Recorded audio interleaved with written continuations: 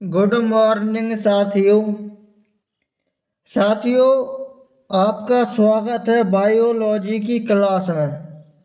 तो साथियों, हम पढ़ रहे हैं बायोलॉजी की क्लास। बायोलॉजी में जो क्लास पढ़ रहे हैं वो सभी कॉम्पिटिटिव एग्जाम के लिए उपयोगी है। तो साथियों, आज की क्लास को स्टार्ट करते हैं। इससे पहले की क्लास में हमने कोशिका के बारे में पढ़ लिया है और जो भी अपने क्लास पढ़ी उनमें जो जो पढ़ा अपन ने पढ़ लिया है। ऐसे आगे पढ़ते हैं। ऐसे आगे पढ़ने के लिए अपन को ये यहाँ पे एक दिख रहा होगा, क्या साथियों? कोशिका। तो जितने भी जो जीवधारी हैं, जो जो जीवित प्राणी होते हैं, उनका जो शरीर है वो कोशिका से मिलकर बना होता है। इसलिए जो कोशिका को हमारे जीवन की संरचनात्मक एवं भौतिक इकाई कहते हैं। संरचनात्मक एवं क्रियात्मक इकाई कहते हैं। अब अपन बात करते हैं कि इसमें कौन कौन से अंग पाए जाते हैं। उन सभी के बारे में अपन को पढ़ना है। इससे पहले हमने कुछ पढ़ लिया था। इसके पीछे की क्लास में हमने पढ़ा था प्रोटोप्लाज्म, जीव द्रव्य के बारे में देखा था। तो उससे आज अपन आगे देखेंगे।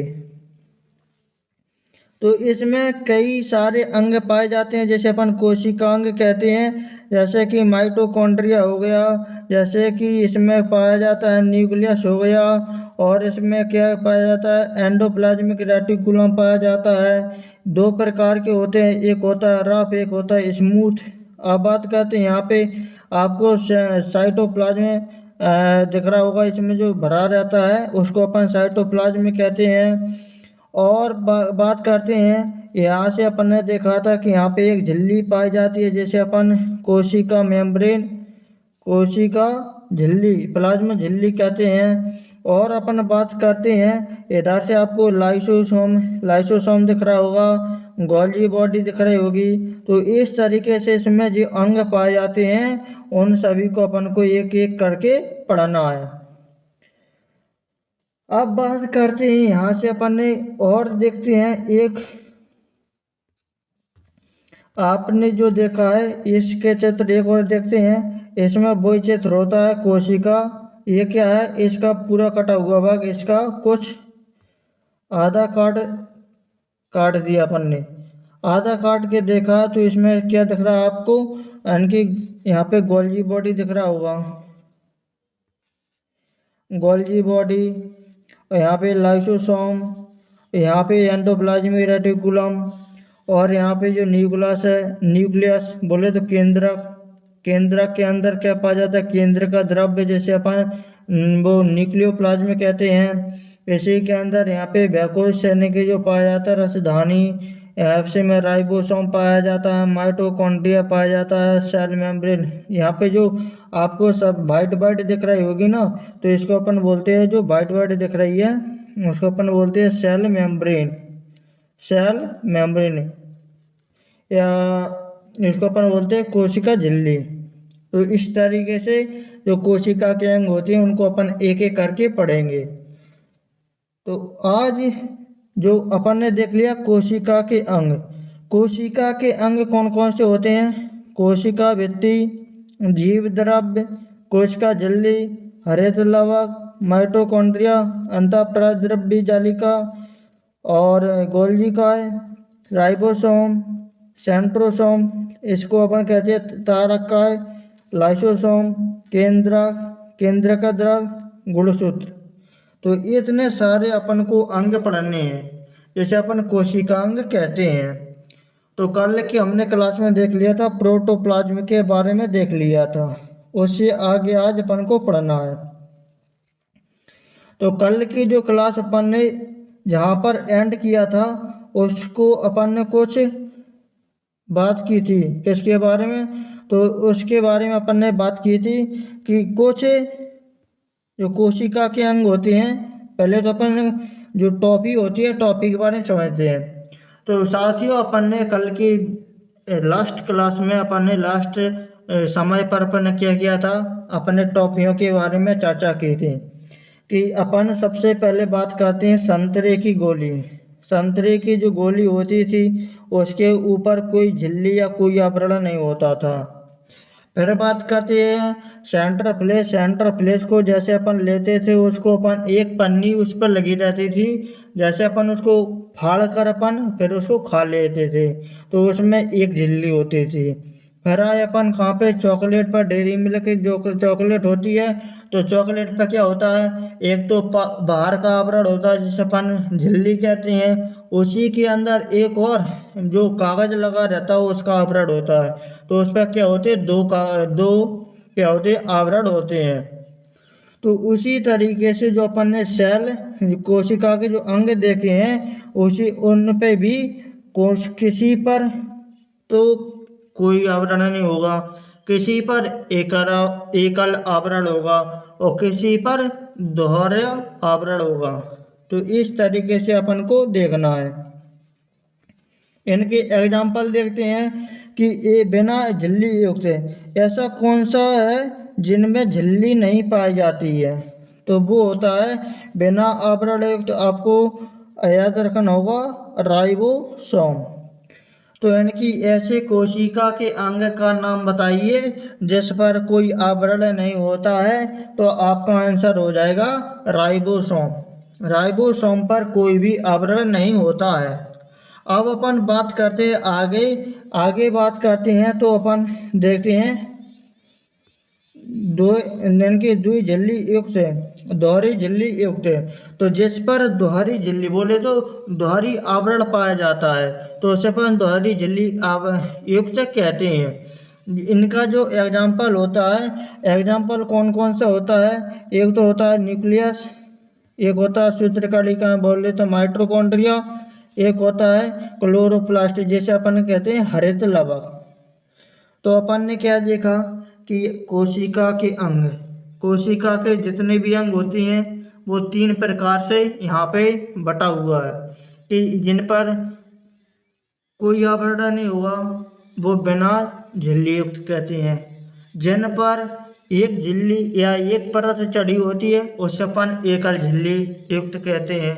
और जिन पर दोहरी झिल्ली युक्त होती है बोले तो दोहरा आवरण होता है, उसे अपन दोहरी झिल्ली युक्त कहते हैं। अब यहाँ से एग्जाम्पल पूछा जाता है, या एग्जाम्पल पूछा जाता है कि बिना झिल्ली युक्त आवरण बताइए। तो ऐसा कोशिका का अंग कौन सा है जिन पर कोई सा भी आवरण नहीं होता, तो आपका आंसर हो जाएगा राइबोसोम। और बात करते हैं कि जिस पर दोहरा आवरण हो, तो उसे कौन कौन से अंग होते हैं, तो वो होते हैं केंद्रक और माइटोकॉन्ड्रिया सूत्रकणिकाएं और क्लोरोप्लास्ट हरित लवक। आप बात करेंगे कि सर जी आपने हमको ये तो बताया नहीं कि एकल झिल्ली युक्त के उदाहरण कौन कौन से होते हैं। तो साथियों इधर आपने देखा है ये कोशिका के अंग, ये सभी क्या है, कोशिका के अंग हैं। अब इनमें से अपन ने क्या क्या देखा है, अपन ने जो राइबोसोम है ना, तो राइबोसोम को देखा है कि इस पर कोई आवरण नहीं होता है। जबकि जो अपन ने देखा है हरित लवक, इसमें हरित लवक और कौन सा माइटोकॉन्ड्रिया और कौन सा केंद्रक। तो इन जो तीन है ना, तो इन तीनों पर क्या पाया जाता है, इन तीनों पर दोहरा आवरण पाया जाता है। और जो सभी बची हैं कौन कौन से, कोशिका भित्ति, जीव द्रव्य, कोशिका झिल्ली, और यहाँ से बात की है अंतःद्रव्य पराद्रव्य जालिका, गोल्जी काय, और इसमें सेंट्रोसोम, लाइसोसोम और केंद्र का द्रव्य गुणसूत्र। तो इन सभी पर क्या पाया जाता है, इन सभी पर एकल आवरण पाया जाता है। तो इतना साथी समझ में आ गया होगा। तो आपको केवल दो एग्जाम्पल याद करना है कि बिना झिल्ली युक्त कौन सा आवरण वो अंग है, तो उसे अपन कहते हैं राइबोसोम। और दोहरी झिल्ली के तीन एग्जाम्पल हैं जिसे अपन को याद करना है, केंद्रक है जिसे अपन न्यूक्लियस कहते हैं, माइटोकॉन्ड्रिया सूत्रकणिका कहते हैं, और क्लोरोप्लास्ट हरित लवक कहते हैं। और जितने भी जो कोशिका के अंग बच गए हैं वो सभी किस में आ जाएंगे, वो सभी आ जाएंगे एकल झिल्ली वाले आवरण में। तो साथियों यहाँ तक आपको समझ में आ गया होगा। अब अपन आगे बात करते हैं, आगे बात करते हैं डीएनए। डीएनए डीएनए होता है, डीएनए की फुल फॉर्म, डीएनए की सबसे पहले तो फुल फॉर्म पूछिए तो D oxy ribose nucleic acid, ribo nucleic acid. तो D oxy ribo nucleic acid बोले तो डी ऑक्सी राइबो न्यूक्लिक अम्ल। यहाँ से सबसे ज़्यादा ये पूछा जाता है डीएनए की फुल फॉर्म क्या होती है, तो डीएनए की फुल फॉर्म होती है D oxy ribo nucleic acid. अब अपन बात करते हैं कि जो डीएनए है ना, तो डीएनए पाया कहाँ कहाँ पर जाता है। तो जो डीएनए है ना, तो डीएनए कहाँ कहाँ पे पाया जाता है, तो डीएनए पाया जाता है केंद्रक में, माइटोकॉन्ड्रिया में, क्लोरोप्लास्ट में।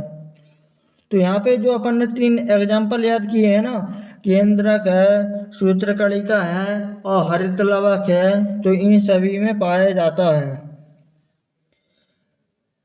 तो डीएनए कहाँ कहाँ पे पाया जाता है, तो केंद्रक में पाया जाता है, माइटोकॉन्ड्रिया में पाया जाता है, क्लोरोप्लास्ट में पाया जाता है। जो डीएनए होता है, डीएनए होता है उसमें आनुवंशिक गुण पाए जाते हैं। आनुवंशिक गुण का मतलब होता है कि जैसे कि अपन कहते हैं कि ये बच्चा है वो अपनी माता पर गया है या अपने पिता पर गया है, कोई कोई कहता है कि ये अपने मामा पर गया है। तो क्या होता है, एक पीढ़ी से दूसरी पीढ़ी में जो आनुवंशिक गुण जाते हैं उसी को अपन डीएनए के द्वारा जाते हैं। जो डीएनए होता है इसी में सभी जितने भी जो गुण होते हैं वो इसी में पाए जाते हैं डीएनए में। तो क्या होता है, आनुवंशिक गुण कहाँ पे पाए, किस में पाए जाते हैं, तो इनके डीएनए में पाए जाते हैं। तो डीएनए में अपन को फुल फॉर्म देख ली, डीएनए होता क्या है, कहाँ कहाँ पे पाया जाता है, ये सभी देख लिया। अब बात करते हैं कि जो माइटोकॉन्ड्रिया और जो क्लोरोप्लास्ट है ना, तो माइटोकॉन्ड्रिया क्लोरोप्लास्ट को अपन सेमी ऑटोनोमस सेल ऑर्गेनल्स कहते हैं। क्या कहते हैं साथियों, अर्ध स्वायत्त कोशिकांग, अर्ध स्वायत्त कोशिकांग कहते हैं, अर्ध स्वायत्त कोशिकांग कहते हैं। तो जो डीएनए कहाँ कहाँ पर पाया जाता है, डीएनए पाया जाता है केंद्रक में, माइटोकॉन्ड्रिया में, क्लोरोप्लास्ट में। तो जो सूत्रकणिका और जो हरित लवक है इन सभी को अर्ध स्वायत्त कोशिकांग कहते हैं। इतना साथियों समझ में आ गया होगा। आगे चर्चा करते हैं, आगे बात करते हैं यहाँ पे कि झिल्ली की उपस्थिति या अनुपस्थिति के आधार पर कोशिका अंगों को 3 श्रेणियों में वर्गीकृत किया सकता है। अर्थात तो अपन ने पढ़ा है, अपन ने पहले ये देख लिया है कि जिनमें कोई अंग नहीं होता है उन्हें अपन बिना झिल्ली युक्त कहते हैं, और जिनमें एकल झिल्ली युक्त होते हैं वे भी देख लिया, जिनमें दोहरी झिल्ली युक्त होता है वे भी अपन ने देख लिया। तो झिल्ली के बिना कौन होता है, विदाउट झिल्ली तो राइबोसोम। और कोशिका के अंग किसी झिल्ली से बंधे नहीं रहते हैं, जो प्रोकैरियोटिक के साथ साथ यूकेरियोटिक जीवों में भी मौजूद है। तो अपन ने कल की क्लास में देखा था कि जो जीव होते हैं वो 2 प्रकार के होते हैं, प्रोकैरियोटिक और यूकेरियोटिक। प्रोकैरियोटिक यूकेरियोटिक, जो प्रोकैरियोटिक होते हैं वो अविकसित होते हैं, यूकेरियोटिक होता है जो विकसित होते हैं। तो उनमें भी क्या पाया जाता है, इनकी जो बिना झिल्ली युक्त जीव जो अंग होते हैं वो पाए जाते हैं। बिना झिल्ली युक्त अपन ने देख लिया राइबोसोम। आगे बात करते हैं इनकी एकल झिल्ली बाइंड, बोले तो एकल झिल्ली से जो इनकी एकल झिल्ली युक्त होते हैं, जिन पर एकल झिल्ली का आवरण होता है। तो कुछ ऑर्गेनल एकल झिल्ली से बंधे होते हैं। ऑर्गेनल बोले तो कोशिका के जो अंग है, कोशिकांग। तो कुछ ऑर्गेनल एकल झिल्ली से बंधे होते हैं। उदाहरण के लिए रेक्टिका, लाइसोसोम, गोल्गी उपकरण, एंडोप्लाज्मिक रेटिकुलम आदि के केवल यूकेरियोटिक कोशिकाओं में मौजूद होते हैं। अब अपन बात करते हैं यहाँ पे क्या हुआ। यूकेरियोटिक बोले तो यूकेरियोटिक, और उसमें अपन ने देखा यूकेरियोटिक और प्रोकैरियोटिक। तो इसमें अपन को देखना होगा, इसको समझना है। तो सबसे पहले तो बात करते हैं यहाँ पर। इसमें अपन ने क्या देखा है, इसमें अपन ने देखा है कि एक प्रोकैरियोटिक में भी पाया जाता है और यूकेरियोटिक जीवों में भी पाया जाता है। तो इसको अपन समझते हैं। सबसे पहले समझते हैं कि जो राइबोसोम होता है, राइबोसोम है वो प्रोकैरियोटिक कोशिकाओं में भी पाया जाता है और यूकेरियोटिक कोशिकाओं में भी पाया जाता है। तो जब राइबोसोम दोनों कोशिकाओं में पाया जाता है तो दोनों में बिना झिल्ली युक्त होगा। तो यहाँ पर अपन को समझ में आ गया कि राइबोसोम में वो दोनों कोशिकाओं में उपस्थित होता है, चाहे वो प्रोकैरियोटिक हो चाहे वो यूकेरियोटिक हो। अब अपन बात करते हैं कि जो और कुछ जो अंग हैं जो एकल झिल्ली बंद युक्त होते हैं, वो जैसे कि रेक्टिका को अपन बोलते हैं रसधानी, वैकुल्स, लाइसोसोम, गोल्गी उपकरण, एंडोप्लाज्मिक रेटिकुलम। तो ये सभी प्रोकैरियोटिक कोशिकाओं में नहीं पाए जाते हैं। किसमें? प्रोकैरियोटिक कोशिकाओं में ये अनुपस्थित होते हैं। इसलिए जो प्रोकैरियोटिक कोशिकाएं होती हैं उन्हें अपन अविकसित कोशिकाएं कहते हैं। लेकिन जो यूकेरियोटिक कोशिकाएं होती हैं, यूकेरियोटिक कोशिकाओं में ये सभी मौजूद होती हैं। तो इसलिए इसमें एकल झिल्ली युक्त जो परत है, आवरण होता है, वो लगा रहता है। इतना साथियों समझ में आ गया होगा। आगे बात करते हैं कि डबल मेम्ब्रेन बाउंड माइटोकॉन्ड्रिया, हरित लवक, सेल ऑर्गेनल डबल यानी मेम्ब्रेन बाउंड ऑर्गेनल हैं। वे केवल यूकेरियोटिक सेल में मौजूद होते हैं। अब यहाँ पे क्या रखा है, यहाँ पे लिखा है कि जो डबल मेम्ब्रेन बाउंड अपन ने देखा था कौन कौन सा केंद्रक होता है, माइटोकॉन्ड्रिया होता है और क्लोरोप्लास्ट होता है। केंद्रक सूत्रकणिका और हरित लवक। अब अपन बात करते आगे, जो कि किस में पाया जाता है, यूकेरियोटिक। तो ये भी किस में पाई जाती हैं, ये सभी अंग है वो यूकेरियोटिक कोशिकाओं में पाए जाती हैं, इसलिए इन पर दोहरी आवरण होगा। प्रोकैरियोटिक कोशिकाओं में नहीं पाए जाते हैं तो उनमें नहीं होगा। इतना साथी समझने में आ गया होगा। आगे बात करते हैं कि तीन कोशिकांग, जिन पर तीन कोशिकांग जैसे कि केंद्रक है, माइटोकॉन्ड्रिया है, हरित लवक, इनमें डीएनए पाया जाता है। अपन ने ये देख लिया है कि डीएनए कहाँ कहाँ पे पाया जाता है। तो जिनमें जो दोहरी झिल्ली आवरण होता है कौन कौन से, एक होता है केंद्रक, एक होता है माइटोकॉन्ड्रिया, एक होता है क्लोरोप्लास्ट। इन पर दोहरी आवरण होता है। तो इन सभी में क्या पाया जाता है, डीएनए पाया जाता है। डीएनए की फुल फॉर्म होती है डीऑक्सीराइबो न्यूक्लिक अम्ल। और बात करते हैं कि जो माइटोकॉन्ड्रिया क्लोरोप्लास्ट होते हैं उसको अपन अर्ध स्वायत्त कोशिकांग कहते हैं। आगे बात करते हैं, ये अपन ने देख लिया एकल झिल्ली युक्त होता है ना, तो एकल झिल्ली युक्त राइबोसोम में होता है जिनमें कोई झिल्ली नहीं होती है, जो कि दोनों प्रोकैरियोट और यूकेरियोटिक दोनों कोशिकाओं में पाया जाता है। आगे बात करते हैं तो यहाँ पे क्या आता है कि एकल झिल्ली युक्त में क्या कहा जाता है, एकल झिल्ली युक्त में आ जाता है जितने भी जो ऑर्गेनल होते हैं जो पहली मतलब जिन पर कोई आवरण नहीं पाया जाता है और जिन पर दोहरी आवरण पाया जाता है, उन सभी अंगों को छोड़कर जो भी बचते हैं वो सभी एकल झिल्ली युक्त आवरण वो अंग होते हैं। उसके बाद अपन बात करते हैं डबल मेम्ब्रेन। डबल मेम्ब्रेन में आ जाता है माइटोकॉन्ड्रिया, हरित लवक और आ जाता है केंद्रक, जो कि सभी इनके डबल मेम्ब्रेन ऑर्गेनल है जो केवल यूकेरियोटिक सेल में मौजूद होते हैं। अब आप बोलेंगे सर जी आपने पीछे तो बताया है कि इसमें केंद्रक भी शामिल है, केंद्रक भी शामिल है, तो इसमें केंद्रक आपने क्यों नहीं लिखा? तो माइटोकॉन्ड्रिया, हरित लवक तो अपने लिखा, लेकिन केंद्रक क्यों नहीं लिखा? तो जो कोशिकाएं होती हैं वो दो प्रकार के, प्रोकैरियोटिक, यूकैरियोटिक। तो यूकैरियोटिक होती हैं उनमें तो ये सभी अंग जो अपन ने कोशिका के अंग देखे हैं सबसे पहले, तो उन सभी में ये अंग मौजूद होते हैं, इसलिए ये तो सभी में मौजूद होंगे।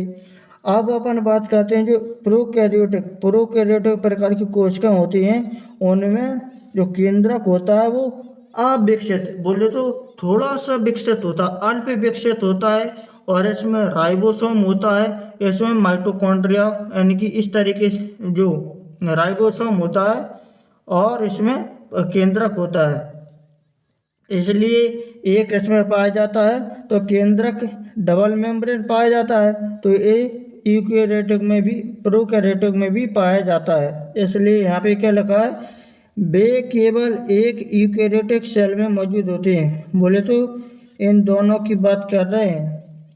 अगर केंद्रक की बात करते हैं तो केंद्रक में प्रोकैरियोटिक और यूकैरियोटिक दोनों में पाया जाता है।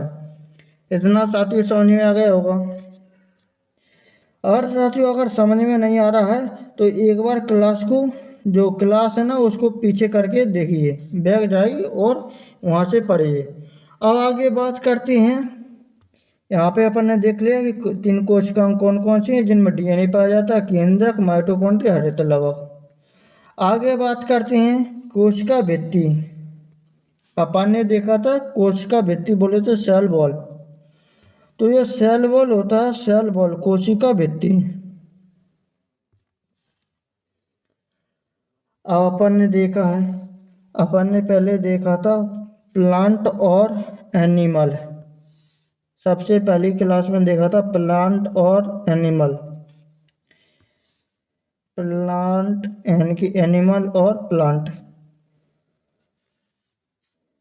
एनिमल को बोलते हैं जंतु की कोशिका, बोले तो एनिमल सेल है ना, तो इसको अपन बोलते हैं जंतु कोशिका। और प्लांट सेल बोले तो पादप की कोशिका। अब अपन बात करते हैं कि जो एनिमल सेल है ना, एनिमल सेल और प्लांट सेल। प्लांट सेल वैसे तो ऐसी चौकोर होती है, इस तरीके से चौकोर होती है। अब बात करते हैं कि जो एनिमल सेल बोले तो जंतु कोशिका होती है, उसमें कोशिका भित्ति हमेशा अनुपस्थित होती है, और जो पादप कोशिका होती है उनमें हमेशा उपस्थित होता है कौन, कोशिका भित्ति, सेल वॉल। और अपन ने सबसे पहले क्लास में देखा था कि जो प्रोटोप्लाज्म होता है, प्रोटोप्लाज्म वो किसकी झिल्ली के द्वारा अंदर होता है, तो वो होता है प्लाज्मा मेम्ब्रेन, जैसे अपन बोलते हैं प्लाज्मा झिल्ली। तो यहाँ पे लिखा है प्लाज्मा मेम्ब्रेन, इसी के ऊपर क्या होता है, एक प्लाज्मा मेम्ब्रेन होता है, प्लाज्मा झिल्ली। और इसी में भी एक प्लाज्मा झिल्ली होता है, लेकिन उसके ऊपर एक और परत पाई जाती है जिसे अपन सेल वॉल या कोशिका भित्ति कहते हैं। तो इतना साथियों समझ में आ गया होगा कि जो कोशिका भित्ति है ना, कोशिका भित्ति अपन ने सबसे पहले क्लास देखा था, उसमें अपन ने पढ़ा था दो प्रकार से, एक जंतु में और एक पादप, पेड़ पौधे।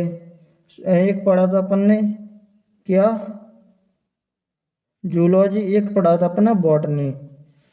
तो जूलॉजी और बॉटनी, बॉटनी होता है पेड़ पौधों, और जूलॉजी होता है जितने भी जो जीवित प्राणी बोले तो जानवर होते हैं। तो जो जीवित प्राणी की जो कोशिका होती है उनमें कोशिका भित्ति सेल वॉल नहीं पाया जाता है। लेकिन जो पेड़ पौधे होते हैं, पेड़ पौधों में कोशिका भित्ति पाई जाती है।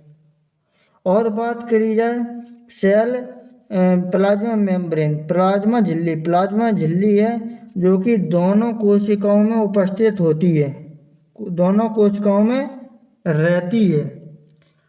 लेकिन जो कोशिका भित्ति है, कोशिका भित्ति केवल जो पेड़ पौधों की कोशिका है उसी में पाई जाती है। इतना साथियों समझ में आ गया होगा। आपसे पूछा जाए कि कोशिका भित्ति किस में उपस्थित होती है, तो आपका आंसर होगा पादप कोशिका में। और किस में उपस्थित नहीं होता है कोशिका भित्ति, तो एनिमल सेल बोले तो जंतु कोशिका में। और बात करी जाए कि कोशिका झिल्ली या प्लाज्मा झिल्ली किस में उपस्थित होती है, तो दोनों में। का आंसर हो जाएगा आपका दोनों में। अब बात करते हैं कि जो कोशिका झिल्ली है ना, कोशिका भित्ति है ना, कोशिका भित्ति का कार्य क्या होता है, तो साथियों कोशिका भित्ति का कार्य होता है जैसे कि पेड़ पौधे होते हैं, पेड़ पौधे चल तो नहीं सकते हैं, वो एक ही जगह स्थिर होते हैं, तो वो रोगों से बचने के लिए क्या होता है, कोशिका भित्ति पाई जाती है। ये क्या करता है, पेड़ पौधों को सुरक्षा प्रदान करता है।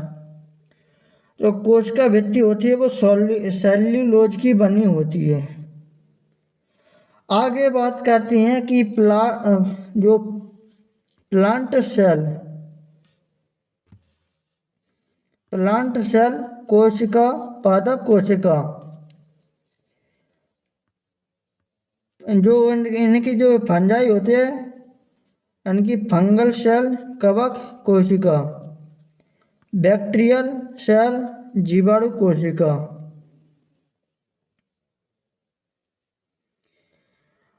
तो आपको यहाँ पर क्या समझना है कि पादप की जो कोशिका है ना, पादप की कोशिका बनी होती है सेल्यूलोज की, और कवक की जो कोशिका है वो बनी होती है काइटिन की, और जीवाणु कोशिका बनी होती है वो होती है पेप्टिडोग्लाइकॉन की। तो आप बोलेंगे सर जी आपने तो बोला है कि जो कोशिका भित्ति है वो केवल पादपों में पाई जाती है। तो हाँ साथियों, ये भी कवक और ये जीवाणु ये भी क्या होते हैं, इन पर भी कोशिका भित्ति पाई जाती है। तो आपको याद करना है कि जितने भी जो एनिमल होते हैं, एनिमल की जो सेल होती है उनमें कोशिका भित्ति नहीं पाई जाती है। लेकिन जो पादप, जो पेड़ पौधे की जो कोशिका होती है उनमें पादप जो कोशिका भित्ति है वो उपस्थित रहती है।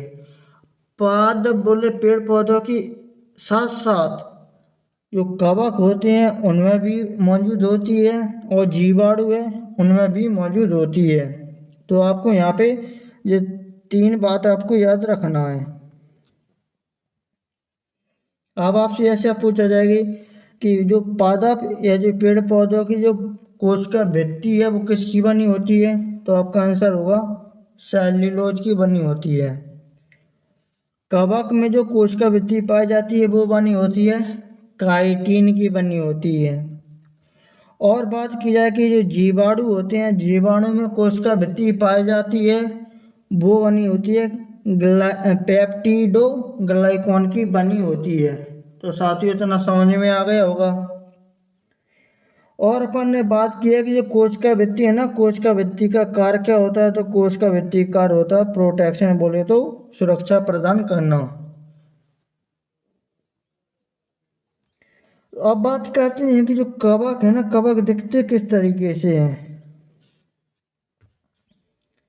तो साथियों जो मशरूम आपने देखा होगा, मशरूम एक प्रकार का कवक ही है।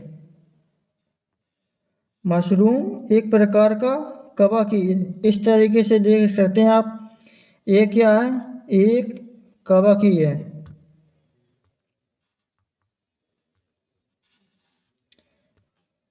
ये इसको अपन क्या कहते हैं, इसको अपन देसी भाषा में कुकुरमुत्ता भी कह देते हैं, जो कि एक कवक है। आपने कभी रोटी, बासी रोटी देखी है? अगर टिफिन में बासी रोटी रखी रहती थी तो क्या होता था, उसके ऊपर सफ़ेद सफ़ेद कुछ जम जाता था, तो वो कवक ही होता था। और पेड़ पौधे के ऊपर भी कवक आपने देखा होगा। ये देखिए, ये क्या है,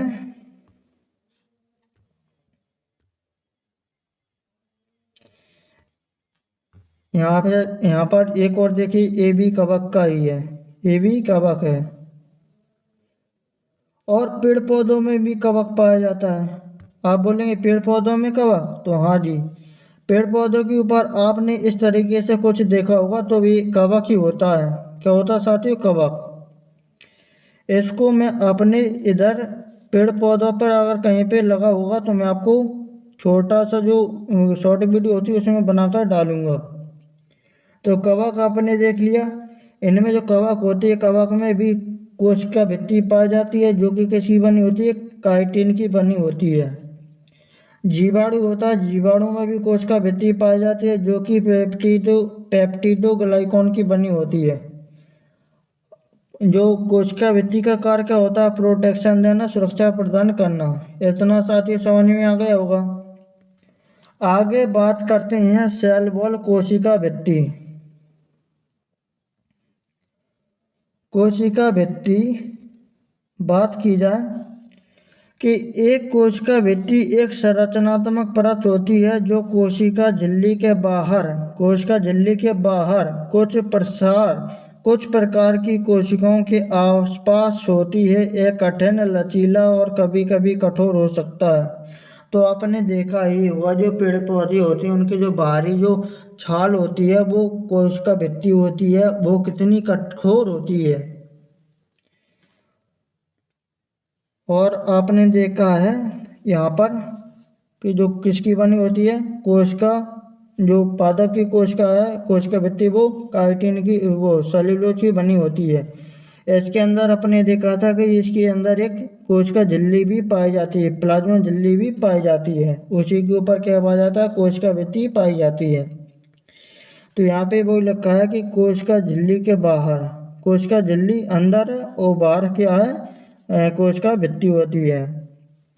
यह दोनों संरचनात्मक समर्थन और संरक्षण के साथ साथ एक छानने तंत्र के रूप में भी कार्य करता है। तो अपन ने जो पिछली क्लास थी उसमें भी देखा था कि जो कोशिका झिल्ली होती है, कोशिका झिल्ली कैसी होती है? कोशिका झिल्ली होती है ट्रांसपेरेंट, बोल दे तो ये कैसी होती है? कुछ कैसा होता है, यानी कि कुछ फिल्ट्रेशन, यानी कि फिल्ट्रेशन का काम करती है, छानने का काम करती है, और जो सुरक्षा का भी काम करती है। आगे बात करते हैं कोशिका भित्ति। कोशिका भित्ति अधिकांश बैक्टीरिया, कोशिका भित्ति अधिकांश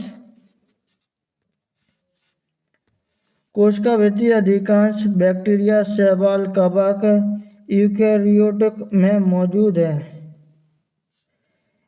जिनमें पौधे शामिल हैं, लेकिन जानवरों में अनुपस्थित होती है। तो अपन ने देखा है कि जितने भी जो जानवर होते हैं, एनिमल होते हैं, उनमें कोशिका भित्ति अनुपस्थित होती है, बोले तो नहीं पाई जाती है। लेकिन जो पेड़ पौधे होते हैं उनमें कोशिका भित्ति पाई जाती है, जो कि सेल्यूलोज की बनी होती है। उसके बाद अपन ने देखा है बैक्टीरिया, जीवाणु में भी कोशिका भित्ति पाई जाती है, जो कि पेप्टिडोग्लाइकॉन की बनी होती है। उसके बाद अपन ने देखा है जो कवक है ना, कवक में भी कोशिका भित्ति पाई जाती है। कवक की जो कोशिका भित्ति है वो काइटिन की बनी होती है। तो इस तरीके से आपने पीछे देख लिया है। आगे बात करते हैं संरचना। संरचना बोले तो वही किसकी बनी होती है? तो पौधों की जो कोशिका भित्ति है वो सेल्यूलोज की बनी होती है, कवक की जो कोशिका भित्ति होती है काइटिन की बनी होती है, जीवाणु की कोशिका भित्ति होती है वो कि पेप्टिडोग्लाइकॉन की बनी होती है। आगे बात करते हैं कोशिका भित्ति के कार्य। तो कोशिका भित्ति ये कहने की क्या करता है, सुरक्षा प्रदान करता है। तो है कि यह कोशिका को ताकत प्रदान करता है जो शारीरिक क्षति के खिलाफ कोशिका की रक्षा करने में मदद करता है। सीधी सी बात है, कोशिका भित्ति है वो पौधों को क्या करती है, प्रोटेक्शन बोले तो सुरक्षा देने का काम करती है। यह कोशिका को अपना आकार भी देता है जो और जीव को एक निश्चित आकार बनाए रखने की अनुमति देता है। तो ये क्या करता है, एक जो पेड़ पौधे होते हैं ना, पेड़ पौधों को एक सुनिश्चित आकार भी प्रदान करते हैं। तो साथियों, आपने कभी अगर पेड़ पौधों को काटा हुआ देखा होगा तो उसके ऊपर एक जो कोशिका भित्ति पाई जाती है उसको अपन निकालते हैं तो क्या होता है, उसमें से ये निकल जाती है आसानी से। अब अपन बात करते हैं आगे बात करते हैं कि जो कोशिका भित्ति है ना, कोशिका भित्ति रोगाणुओं से भी सुरक्षा प्रदान कर सकती है। बैक्टीरिया जो कोशिका पर आक्रमण करने की कोशिश कर रहा है, कोशिका भित्ति के संरचना कई अणुओं को इसके माध्यम से गुजरने की अनुमति देती है, लेकिन बड़े अणु नहीं जो कोशिका को नुकसान पहुंचा सकती हैं। तो जो कोशिका भित्ति है वो सुरक्षा का भी प्रदान करती है और जो रोग होते हैं ना, रोग से लड़ने की भी क्या कहते हैं, सुरक्षा देती है। अब बात करते आगे साथियों, आज तक क्लास इतना ही था।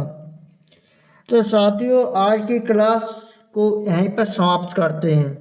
तो साथियों, आपको क्लास कैसी लगी आपको कमेंट ज़रूर करना है। अगर क्लास अच्छी लगी हो तो कमेंट अवश्य करना है, और अगर क्लास अच्छी ना भी लगी हो तो भी कमेंट अवश्य करना है। कमेंट आपको हर हाल में करना है। तो साथियों, आज की क्लास को यहीं पे समाप्त करते हैं।